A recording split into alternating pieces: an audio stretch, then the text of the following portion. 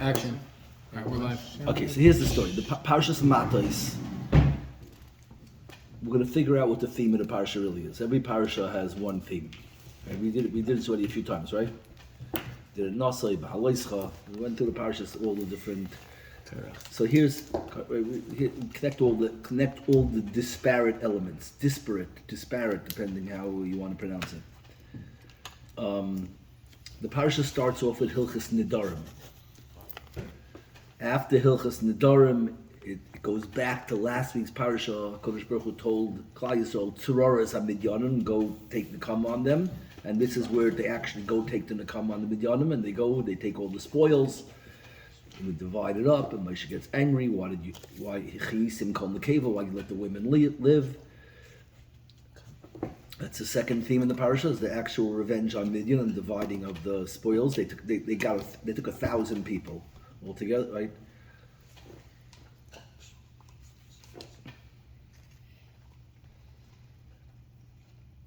Right? Yeah. Then comes the story of the 2.5 Shvatim, right?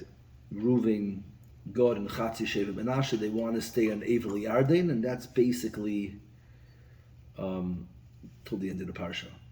The bookends of the parsha, the two sides of the parsha are the Nedarim and Eivel Yarden. Okay, everybody knows. You know Hilchas Nedarim. You know most of what it's talking about. And you know the 2.5 Shvatim, the whole dialogue of Moshe. Moshe says, we just went through this with Meraglim, what are you doing? And they say, no, we're not scared. We have it's a Makkah Mikna, and we have Mikna Rav. We have a lot of cattle, a lot of stuff. And then Parshas Masei starts off with all the Masais, all the travelings of the Yidden, and 42 stops. And after it finishes giving us all of the Masais, then it starts to get into the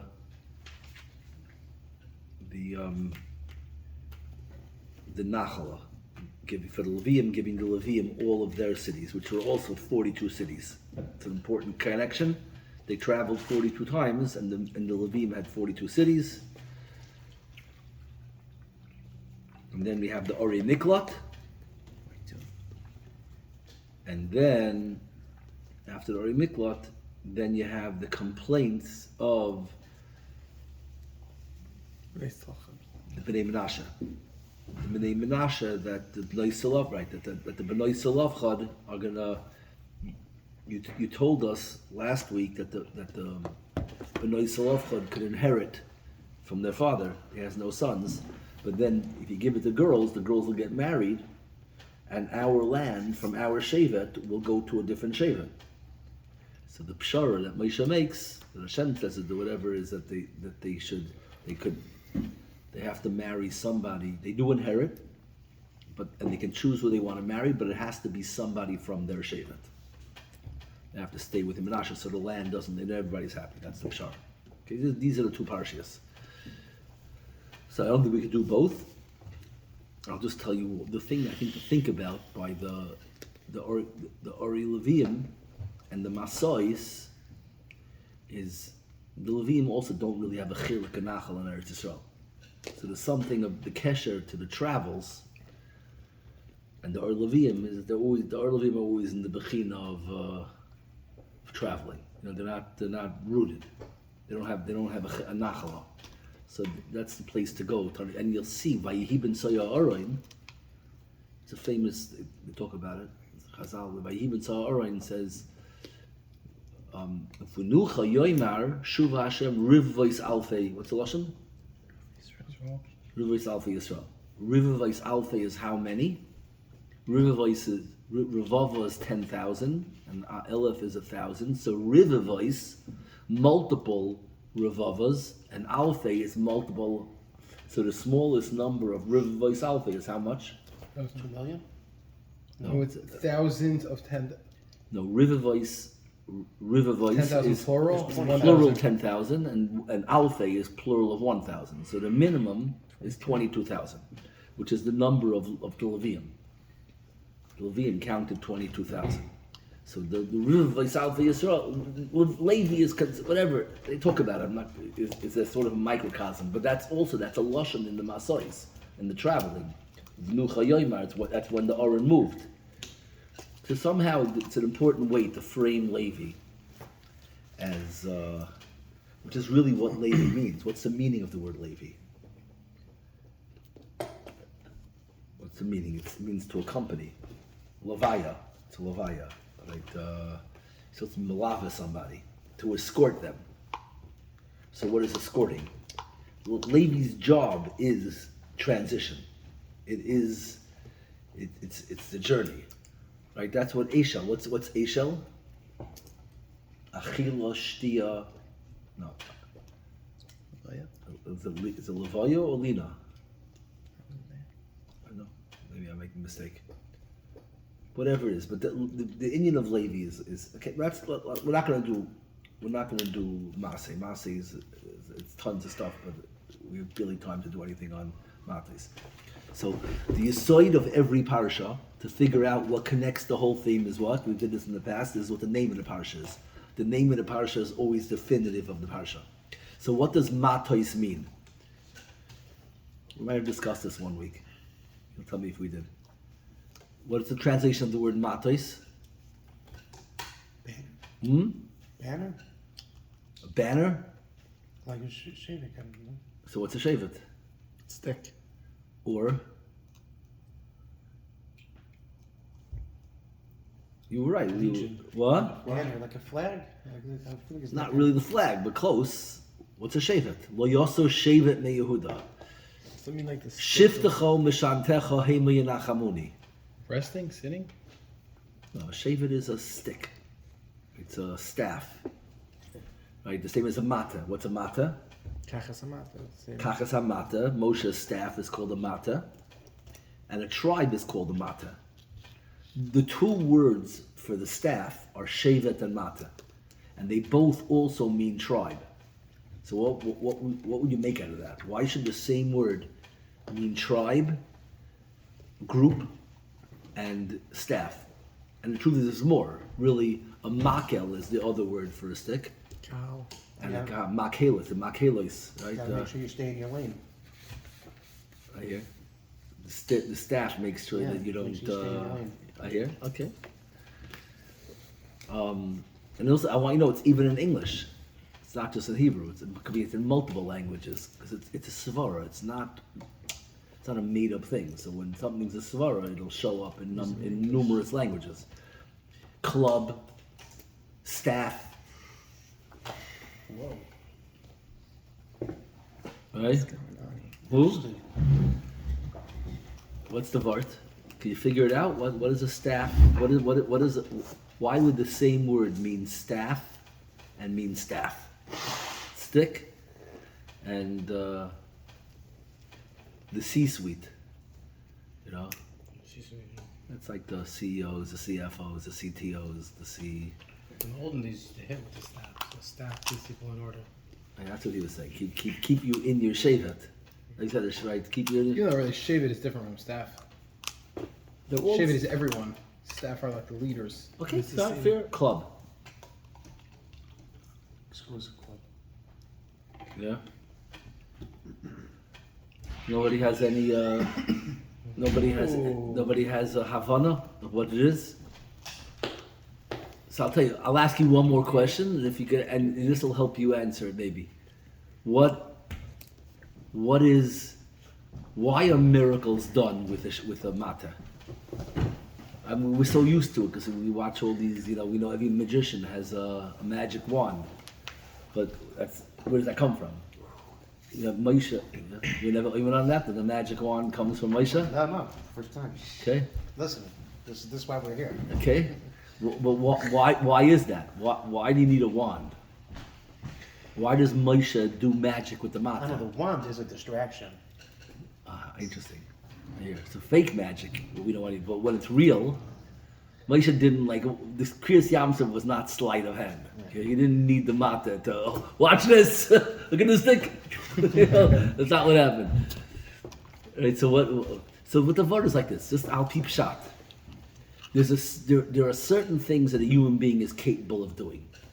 You have a reach, and then a staff extends your reach. Holding a stick allows you to yoda richta, right? It allows you extended. You can't reach the top shelf. You can't reach the light switch, whatever it is. So you have a mata, which is, by the way, what does the word mata mean? What's the literal translation? Bad? What? Bad? Mita? It's okay, but you have to know why that's true. I thought about it a lot. Bend over. What? It means noifoi noita. No, it's something that reaches, extends, a branch that goes from Rishon Yachid to Sarabim, or a Miklat to outside of Miklat. It's a koilate, all these gemaras. Something is mata, it's noita, it extends. So what a mata is, it's really that the word mata means extension. And that's why you do nisim with it. It's a mashal. The mata is a mashal for what nisim are. Nisim are the ability to do things that are beyond your normal reach. There's how far your hand reaches, whatever is tachas yodecha that you could accomplish, and things that are beyond that are nisim. A nace is what's beyond. By the way, a nace is another word for a stick. Right? 2 weeks ago we had it. The nachash nachoshes was they put a nachash on samto ala nace. What? A nace is a stick. Because a stick, you understand why a stick is a nace? Why is a stick a nace? Because a nace is the thing that's outside of your reach, which is what a stick represents. It's the extended reach. The stick is in your reach. No, the stick extends your reach. Paradoxical. What? Okay, because it's a mashal. But what's the real nimshal? Without magic. The real nimshal of your ability to do things that are outside of your reach is the ability to be able to lead. Your shevet, your mata, your group is your real extension of self. If you learn how to motivate and how to delegate and how to, then you can build. The guy who built the Empire State Building was some creative guy who figured out how to raise the money and hire this and do that. You look at it, it's a miracle. It's not a miracle. This is really what your ability is. What you are is far bigger than what you think it is. The symbol of that is a mata. The mata symbolizes the idea that human reach is further than my hands. But the real meaning of mata, not the alternative meaning of mata, the nimshal meaning of mata, is not, you're not extended by a stick. What's the real extension of self? If you're inspiring, if you're productive, you get people, and that's why the English translation of staff is even better in a way. Because what a staff is what allows you to extend your reach. You run a corporation with a staff. You understand very clearly why the word staff and a staff is the same then? In English it's totally clear. A staff represents, your stick staff represents the extension of self. But the real ability to extend self, the tool that extends self, is the staff. I'm getting Does this work in other languages? so many blank looks over here. No, I get it. No, does this work in other languages? I don't know. So this is the first English var I think we've had. What? It's like the first English var. I'm not saying English because the Hebrew is the word. You don't need English. This is a bar. A shevet and a mata both mean stick and tribe. That's what I'm just showing you.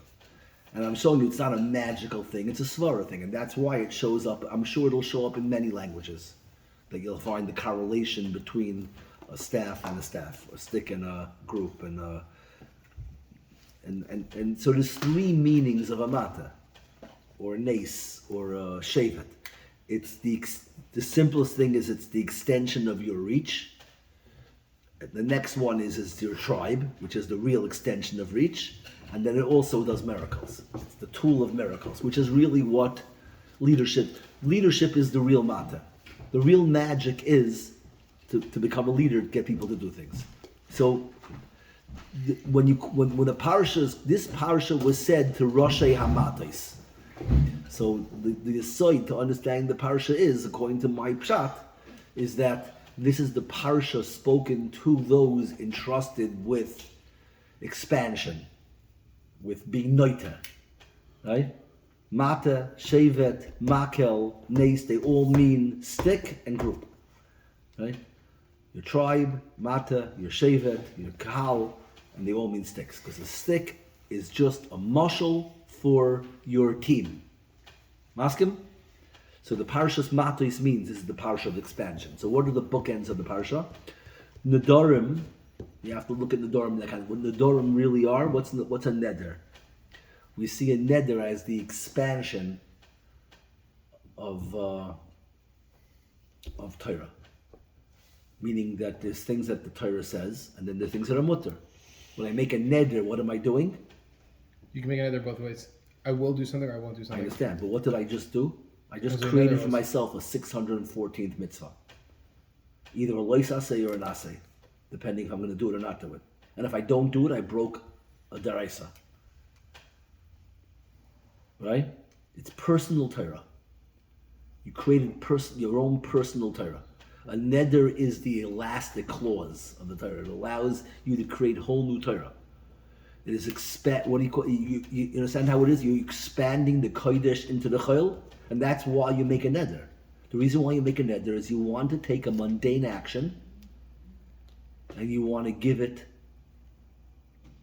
religious significance. You want to raise up that activity, either for the purpose of it makes you feel more responsive, scared not to do it, it's like a guardrail, or it makes it more exciting or more spiritual. But you're creating a way to Maskim, is that what a neder is? You hear it? They talk about this similar, like why the word shavua means oath and means a week. What's the connection between a week and an oath? Why is it the same word in Lashon HaKodesh? Because they're both self. They're personal Torah. Like, there is, like, of all the measurements of time, they all have cosmic, celestial causes. A year is the rotation of the earth around the sun. A month is the earth around the moon. A day is a rotation of the earth on its axis. What's a week? There is no week. A week is a totally man-made thing. It has no cosmic significance.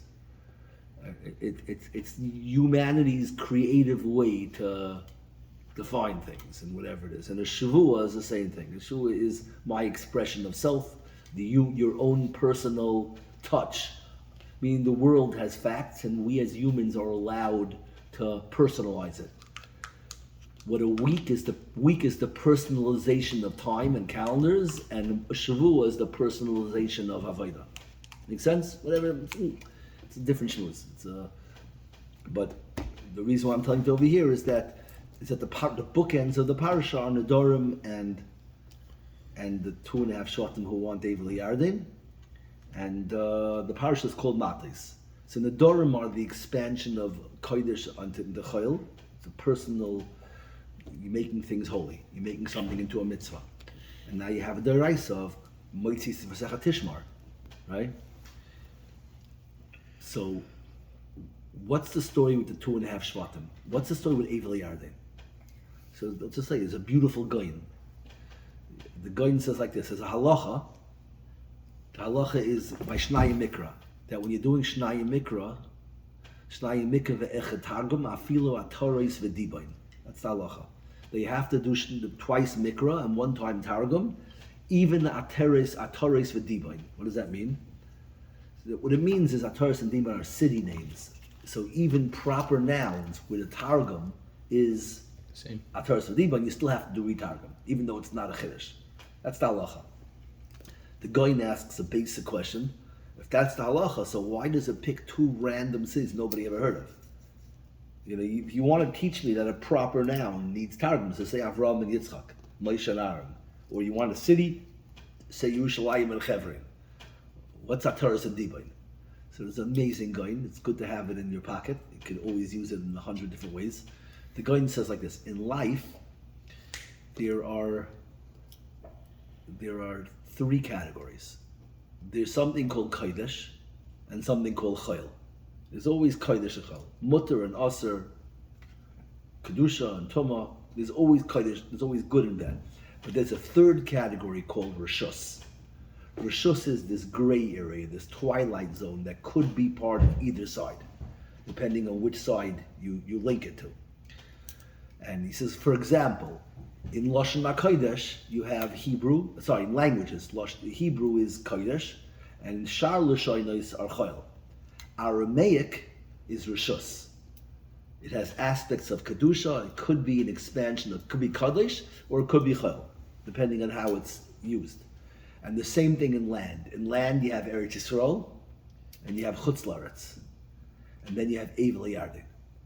Eivel Yarden is to lands what Aramaic is to languages. And that's why when it says the halacha of Shnai Mikra, they have to learn the Torah with Aramaic, it uses the words Ataris V'Diboin, which in this week's parasha are the two of the main cities in Eivel Yarden. The first two cities it mentions, Eivel Yarden, Ataris V'Diboin. So the Goyin is saying that you have to do Shnai Mikra Afilu Ataris V'Diboin because it's the same bechina. Eivel Yarden and Aramaic is the same idea. So I want to take that on steroids, take it a whole new level. But you can do whatever you want with it.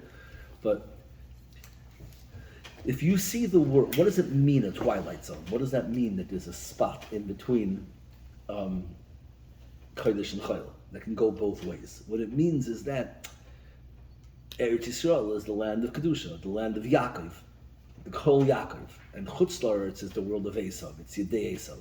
It's the Koil versus the Cherev, the Adayim versus the Koil, however you want to understand Gashmias, Ruchnias. But we understand all these different terminologies. There are ways that we normally think about Eretz Yisrael and Chutz La'aretz. Right? Ruchnias, Gashmias, Guf, Neshama, Cherev, Koil, Yedei Esav, Kol Yaakov, whatever it is. Oyel Yaakov and the Sada, a lot of ways to, they're all the same really. But then there's something called Eivel Yarden. What's Eivel Yarden? What is the idea that there's something in between? What it means is that Klal Yisrael could have a achiza in Chutz La'aretz. Means not only do we have to have ruchnius, but we could also have money also. If we could settle Eivel Yarden, it means that we're expanding Eretz Yisrael to include also the world of Esav partially. Eivel Yarden is an ability for the people who live in Eretz Yisrael to have a foothold in the world of Gashmias. But if it works the same way for them, the people who live in the Goyim, who live in Chutz La'aretz, it's their chance to have an achiza in the Kol Yaakov, in the oil of Yaakov. If they could take Eivel Yarden, then they have a little bit of Eretz Yisrael. Whoever has it has an achiza in the other person's koyach.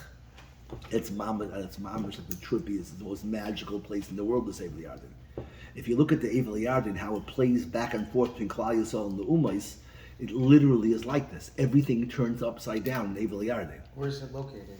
Like right now? Right over the Jordan, the other side of the Jordan. The Jordan Valley. Everything, you look at it, what goes on there?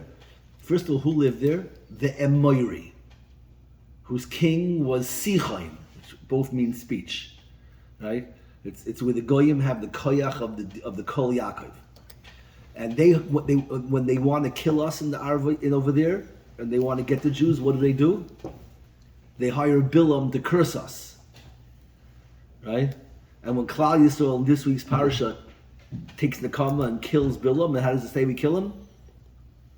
There's Bilam ba'ar hargu becharev. So all in Eivel Yarden, they're coming with the Kol Yaakov, and we're coming with the Yedei, with the Cherev. It's the Yedayim. Moshe Rabbeinu was told to speak to the rock, and he hits the rock. In Eivel Yarden, Klal Yisrael has Yedayim, and the Ummais have Koil. We're going to get a share in the Kol and Cher. What's the significance? Is there a short version of that? Of what? Of Yaakov and What's the Esav? Kol? What is Kol? Kol Yaakov, Hayadayim and Esav. What are you taking that to mean? The word or the sword? It's the same word also, right? Word, sword, just an S on top of word. And what's the significance of word? What? What's the deal with that? Everyone only likes my English Torah. My Hebrew Torah, I get blank looks. I throw in 2 English words like staff and sword, and everyone goes, whoa! No, because in Hebrew we know it's built like that. English is like, whoa, that's deep. Like Christopher Columbus knew this? This is like, who made this up? Like Thomas Jefferson? Nobody created a language. The languages are. Why are you walking around the port? The languages all are broken pieces of Lashon HaKodesh. By Migdal Bavel, guys, by Migdal Bavel, Lashon HaKodesh was shattered into 70 pieces. The languages are all fragments of Lashon HaKodesh. So they all have, each one has 1/70th of the total emes. We never discussed that Torah? It's a very important Torah, that Torah. Yeah, We'll let's get a see. short version. We did once briefly, Lashon HaKodesh, like Aleph is Aleph. No, but Bayis. definitely, I ever asked you the question, like, why do we fast on Asara B'Teves? The Torah was translated into Yavanis. Why is that end of the world? Moshe Rabbeinu translated Torah into all 70 languages in Zois HaBracha, and that's called Be'er Hativ. It's called amazing. Right. So why, and you would imagine that the 70 languages includes Greek, and worse languages than Greek. Greek is already a little bit holy, right? Anyways, let's stay on track over here. We'll see if I have a few minutes at the end, I'll tell you that. But what's the, so what's this whole idea of the Eivel Yarden now? Eivel Yarden, it's the most, so now you understand why the Bnei Gad, Bnei Ruvain want Eivel Yarden. Right? They say it's Mocha Mikna. We want a little parnas, we want geld. We want to be kinda for Klal Yisrael, Gashmias in addition to Ruchnis. It's a huge benefit to have Eivel Yarden. Eivel Yarden is an achiza, a foothold in the world of Gashmi, in the world of Esav. Can I get a little geographic knowledge? Aren't they Ammon and Moab? You mentioned Bill. Yeah, that's all. It's Arbis Maya. It's all right there. All that same area. Yeah. Well, because really what Where's it happened extend was we weren't allowed to conquer Ammon and Moab. So the Amori conquered Ammon and Moab, and we conquered the Amori. We got their land. We weren't allowed to attack the Keni, the Knizi, and the Kanmaini, or Midian, Ammon, and Moab. And whatever. That's a whole different schmooze. But How far does Eivel Yarden extend? That's a good question. Like how So like, where's it everything- going? everything's Eivel Yarden. Like, Right. at what point does the It Twilight comes around Zone, like the at Cypress. what point does the Twilight Zone, like Eretz Yisrael becomes Eivel Yarden, and they go, I don't know what the Gedarim are. Okay. That's good Shiloh. It's a good Shiloh. But it's the trippiest place in the world. You understand the trippiness of it? Literally everyone has a role reversal over there. So this is why they want it. And it makes total sense now why Moshe's deal with them is what? Is that fine, you want this land, so you'll be our warriors. That's what they're saying. That we're going to be your Deesa. We're going to be your Cherev. We're going to fight for you. So that... But anyways, just because you're running out of time, That was their only way. If they live in the Eivel Yarden, the only way they could fight is through the sword. You have to use. well, you no, have to use they're your the own one. They are our sword. They're picking up Guf. They're picking up Esau's world. We're not just little Kyle guys. We go worldly also. By the way, I mamish hold this as Pashut, that this is a real skula, Minat Torah, not a made up modern or Rebbish thing. It's pure Torah. It's a real Minat Doiraisa skula. According to this guy, To move to Jordan? no, if you want Ashirus to be Mavra Sedra, Ushtaim Targum. Why? Because when you are learning things with Targum, what are you doing? That's what we do with Targum now. Targum Contrary is the Aramaic. same exact thing as Eivel Yarden. But why they want Eivel Yarden? They wanted the Twilight Zone to have the Goyish world beside the world of Esav, besides the world of Yaakov. So there's two ways to do that. That's in location. In speech is like In that speech is also. the same thing. You But want what are the if two you sides want of to take speech? the chayil into in Lashon, you want to take the chayil into Kodesh. You want to expand, and this is why these are the two bookends of Rashi. It's the same exact thing as Nedarim. You understand why it's Nedarim? What are Nedarim doing? Extending yourself. It's making kedusha out of chayil. So this parsha is the parsha of extending creating kedusha out of chayil, which is what is a mata. What the mata is the extension of beyond where you are. It's an amazing thing. When you start to learn like this, you start to see. So now you can really work your way through the parsha. You have the key to the parsha. You got me in Mikra. What? You got me in Mikra. Do it. Okay. No, so Shnai and Mikra. It's very nice to do a Rashi. but you got to do Targum. Like the Targum is, if you want Ashiras, it's a Do we real. have a- do we have a I think way- it's a real school. Do we have a way to explain that halacha that if you do Rashi, you don't have to do Targum? Yeah, it's saying if that you're learning Torah deep, not just face value, then you don't need guilt. But if you don't hold like that, you might want to do Targum. We'll do Targum. You know, Torah is the best Schira. There's no better parnasa than Torah. Ein ben Chayr Nalishas Torah. You don't need money. You need Torah. Just do Rashi to get Targum. But if you want to do Targum, you're entitled to one of them. By the way, I didn't get into it because this is probably more important than this. Did we ever do Kain and Hevel? I have to keep a spreadsheet of all the stuff we need to do. You need to get to Erev Einan, so that's the topic. Like, Next one too. it's good. It's good. This is just a video facing this way. Nobody has to see who says what comment.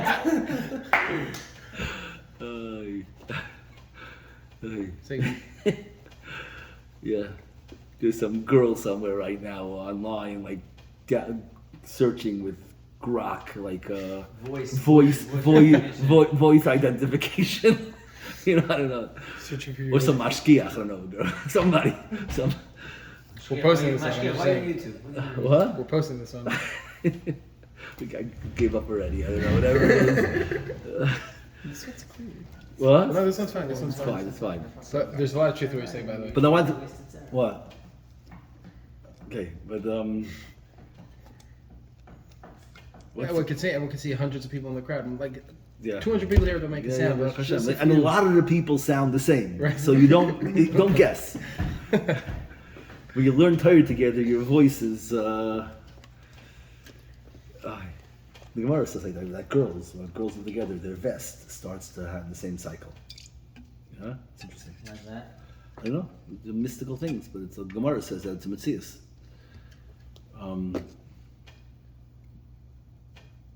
It's all probably din the mata and the shevet. That's why I don't know. So tzibur, the tzibur is That's a stretch. stretch. Nice little Freudian nevuah, a stretch. Like what? But that's what a mata is. A mata is stretching, right? So that's the aside. What I didn't get into is I got to stop in a minute. But there's two things that you really have to say. The reason to go to Kain and Hevel is to show. I wanted a link to get. We didn't do last week's parsha. That's what I wanted to talk about. It was the kanoyas, the kanoyas kenosim, the kama and kanoyas. They all have a root in Kain. Kain's name is Pinchas has to do with Kain. Kinyan, because that's what kanoyas is. It's Kainhood, and that's really what it finishes off this week with the Bnei Gad and Bnei Ruvain. They want Evelad, and why? Because it's Mokai Mikna. It's not a bad thing, this idea of Mikna. It sounds so billig. They want grazing land for sheep, for cattle. Why are cattle called Mikna? What does Mikna really mean? Possessions.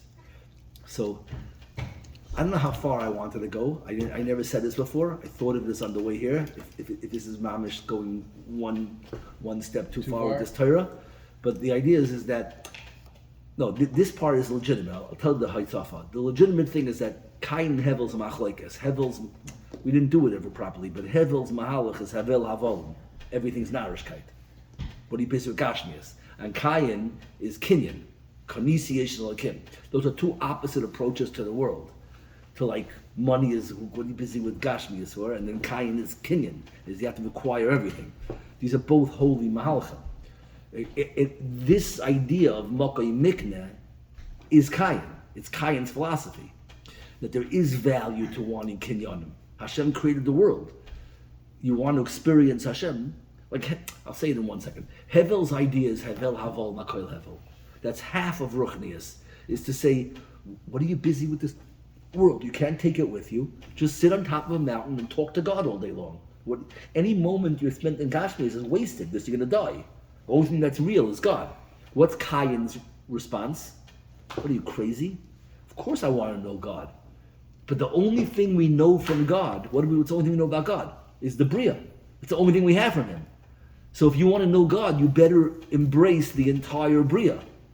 His goal is to be koine everything. So Hevel's goal is to become as small as possible, and Cain's goal is to become as expansive as possible.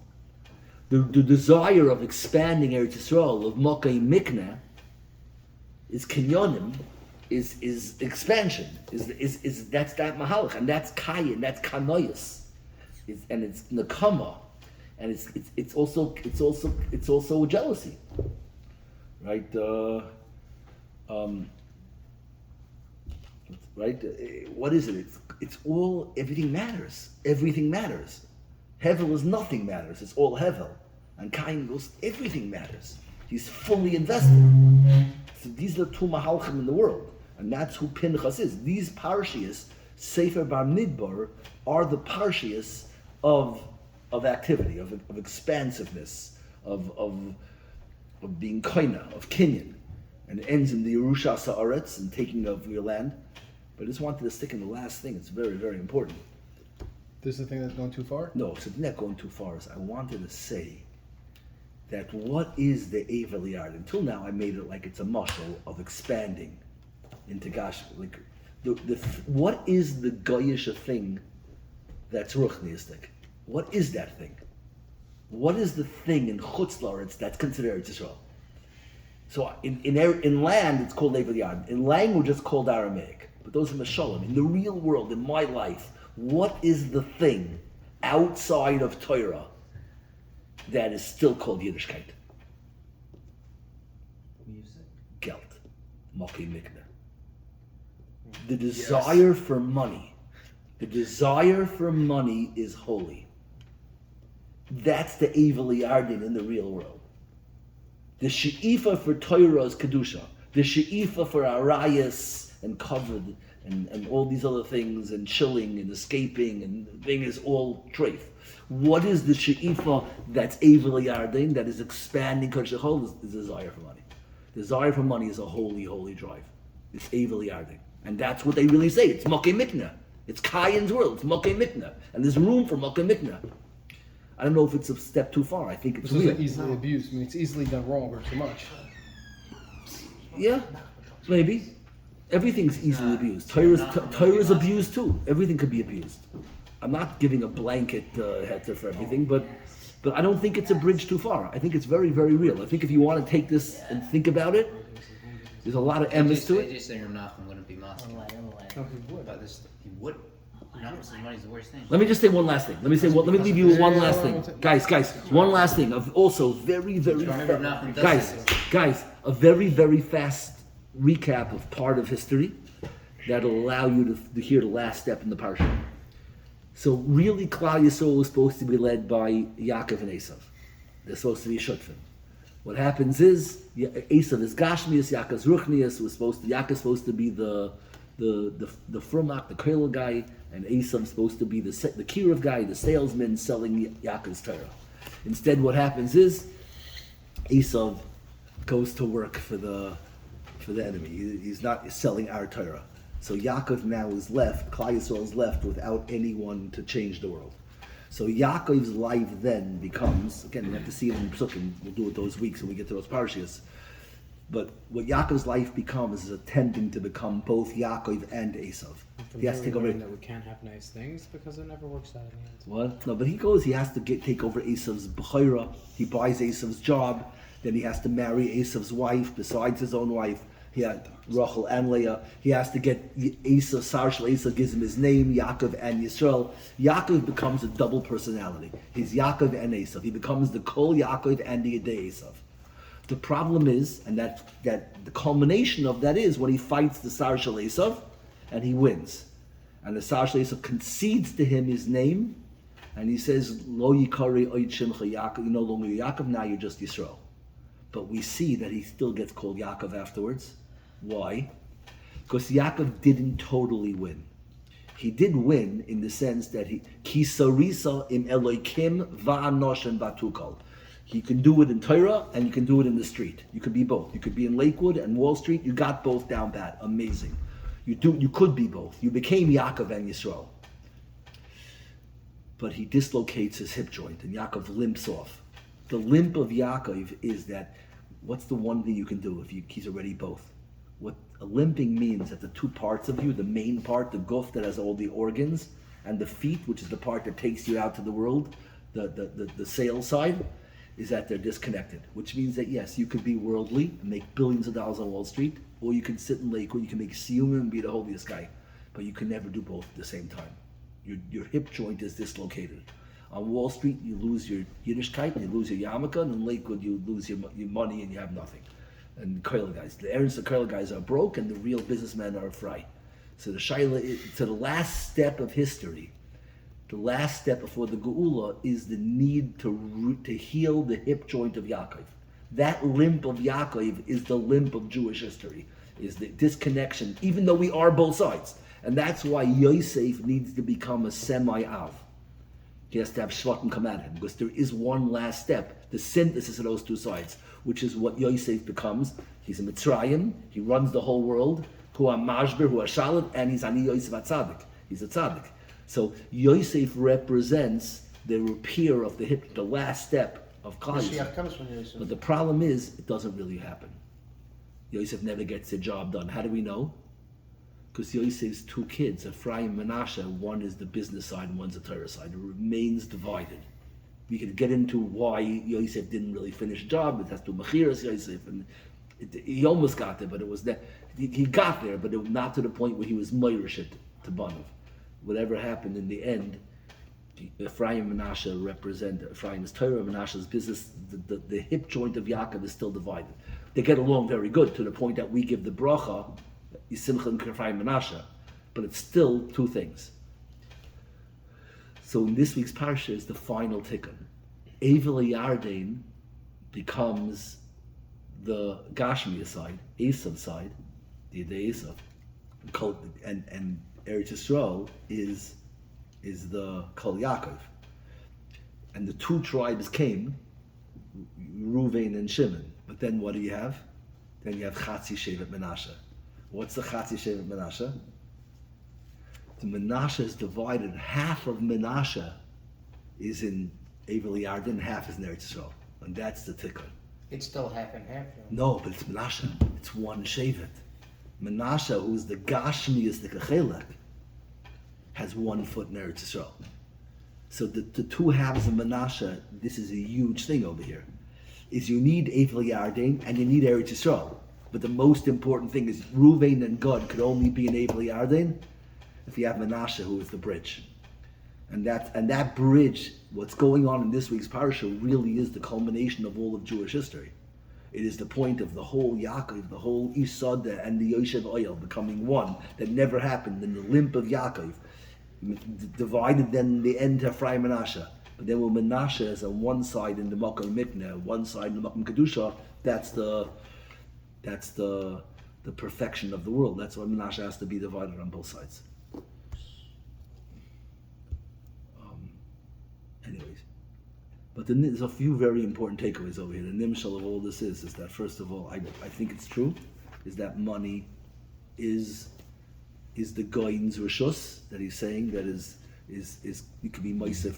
It's what the Nedarim are, it's what Evel Yarden is, it's what because when a person, and by the way, even Pashup Pshat, if you learn the story, Pashup Pshat, the 2.5 tribes tell Moshe Rabbeinu that we want to live in Evel Yarden. We don't want to go into Eretz Yisrael. Al Taviveinu Es Yarden. And Moshe goes, what are you, crazy? Everyone just died from the Meraglim, from the same thing. All of you are their children. Your parents died in the Midbar. You're here, we're about to go in, and now you're going to repeat the Avera, you're afraid to go in? So what do they answer? No, we're not scared. So he goes, why do you want to stay? He goes, because it's Makkah Mikneh. It's like a lot of money here. It's like a gold mine. And Moshe goes, oh, that's it, huh? That's why? You're not scared? It's just money? Fine, amazing. Like, what kind of crazy dialogue? Is that like the worst answer ever? You don't want to go into Eretz Yisrael? No, we want to go in. We're not scared, it's just, we like money. We want Kashmirs. Yeah? So what's, like, how do you possibly answer? So this is the teretz. The teretz is, as long as you're not scared, the only thing that's bad is fear. It's such a huge aside. The only thing that's usher is fear. Fear is what's usher. Fear is what's bad. If you're doing it not for fear, you're doing it for money, Moshe goes, that's fine. That's beautiful. Go ahead. Okay, you promise you're not scared? It's just makkah mikna, makkah gavaldik. That's it. Now, I think, it's not that he's saying makkah mikna is the best thing, but he's saying you're already in the right bowl. You're trying to be. You're hungry for things. Hunger, the Yetzer Tov and the Yetzer Hara are hunger and fear. Fear is the Yetzer Hara, and the Yetzer Tov is hunger. So if you're hungry, you're already in the real world. As soon as the Bnei Gad and Reuben say we're hungry for geld, Moshe goes, that's good enough. Fine. In the beginning, you're gonna go. You'll just try and, you'll do some cash advances, and then you'll buy a nursing home, and then you know what'll happen? Then you'll realize that maybe you need to put your name on a building of a yeshiva, and then you have your name on a building, and you realize that you'll see someone learning in shul, and they're learning a sefer that says it's the Goldberg family, L'Chaim, and you're gonna go like, I also want to put out a sefer, and then you went from cash advances to nursing homes to buildings, and now you're going to put out a sefer, and then that maybe like another 10 years you'll go like, maybe I should be able to like learn, I should be able to crack open the sefer, or I'll write my own sefer, not just sponsor it.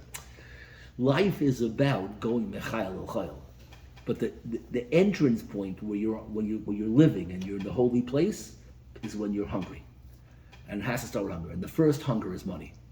So money is the Pesach into Kedusha. And that's the aside of the Bnei Gad and the Reuven. Makkah Mikna is a holy thing. Not the holiest thing, but you're in the world of holiness. You're Evel Yarden. Evel Yarden is not Eretz Yisrael. It's not Yeshiva, but it's still Kol Kaddish. It's not Chutz La'aretz. Chutz La'aretz is chilling. Chutz La'aretz is Taiva. Chutz La'aretz is all those things which are about escaping the world. It's about settling and not about hungry. The guy who can't sleep because he has deals in his head and he's looking hungry. He's in the world of Kedusha. You're alive, and Mitzvah Hashem, you'll grow your life and you'll have a more and more significant life, and one day you'll be embarrassed that you were so wrapped up in money. But money's the entrance to Kedusha. It's a big chiddush, but that's I think pshat. This is your verb in town, out of town. The godless is in town. Okay, I hear. As you say.